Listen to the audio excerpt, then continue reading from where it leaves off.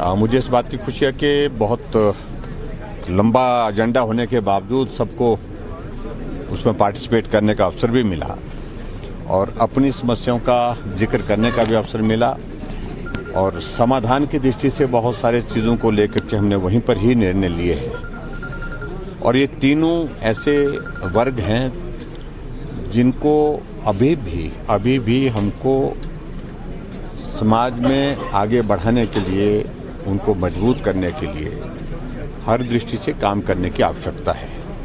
तो ऐसी परिस्थिति में जो जितने भी इश्यूज उनने रेज किए हैं उनको हमने एक इशू पर चर्चा करने के पश्चात उसमें कुछ निर्णय मौके पर ही ले लिए हैं और कुछ निर्णय हमने जो है वो आने वाले समय के लिए एग्जामिन करने के लिए लेकर के जा रहे हैं। उसमें निश्चित रूप से कुछ अच्छा करने की कोशिश करेंगे।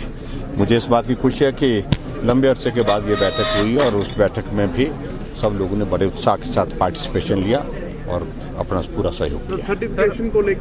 सर्टिफिकेशन को लेकर के ओबीसी की ओर से विशेष तौर से एक आग्रह आया है कि ये 1 साल के बाद जो है उसकी रिन्यूअल होती है तो उसको बढ़ाया जाए, 5 साल के लिए कहा जा रहा है। और लेकिन संभवतः ऐसा लग रहा है, मैंने सारी वो डिटेल मांगी है और फाइल पे उसको कहा है मैंने लाने के लिए प्रपोजल को, और अगर ये सारी चीजें ठीक रहती तो हम इसको 3 साल तक करने के लिए हमने इस बारे में विचार किया है। सर, गद्दी कल्याण वो जो बड़ी बैठक थी उसमें SC/ST कमीशन का भी जिक्र किया गया है सर कि हाँ, विशेष तौर से उनने इस बात के लिए जिक्र किया है कि उसमें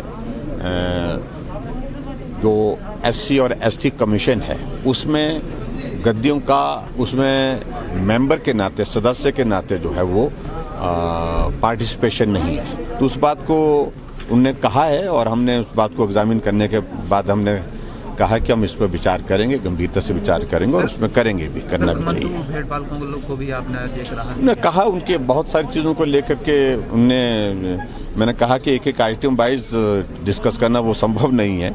बहुत सारे इश्यूज को लेकर के उन्होंने अपनी बात कही और उनका समाधान की दृष्टि से कुछ मौके पर ही कर लिए हैं, कुछ बहुत सारे हमने कहा कि आने वाले समय में जो डिटेल्स आएंगे उसके मुताबिक करेंगे। Thank you please.